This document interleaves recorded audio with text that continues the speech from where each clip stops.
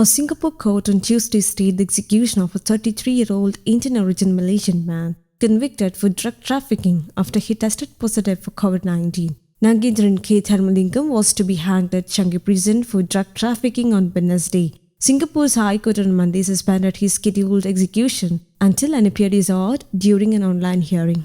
Dharmalingam, who has been on death row for 11 years, was ushered in briefly into the dock at the Court of Appeal for the hearing of a last-ditch appeal against his death sentence, Channel News Asia reported. However, he was later taken away, and a judge informed the court that Nagaenthran had tested positive for COVID-19. Justice Andrew Phang, who appeared with fellow judges Judith, Prakash and Kannan, Ramesh, said, "This is rather unexpected." He said the court was of the view that it was not appropriate to proceed given the circumstances. The execution is scheduled for tomorrow, said Justice Phang.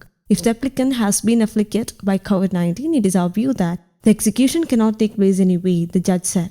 The prosecution said, "They only just heard of the development and needed to take instructions. I think here we have to use logic, common sense and humanity," said Justice Phang.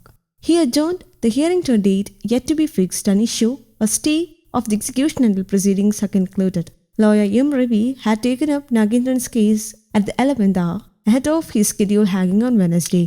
His court application on Monday for a judicial review of the case on grounds of Nagaenthran's purported mental disability was dismissed, but the judge granted a temporary stay of his execution until after Mr. Ravi appealed against the dismissal. The case was fast-tracked and the appeal set to be heard in the highest court on Tuesday afternoon with a packed courtroom including foreign media and local activists. Ravi was seen hugging a fellow counsel after the stay of execution was announced, according to Channel News Asia reported. No other details of when Nagaenthran tested positive for COVID-19 were given, according to the channel.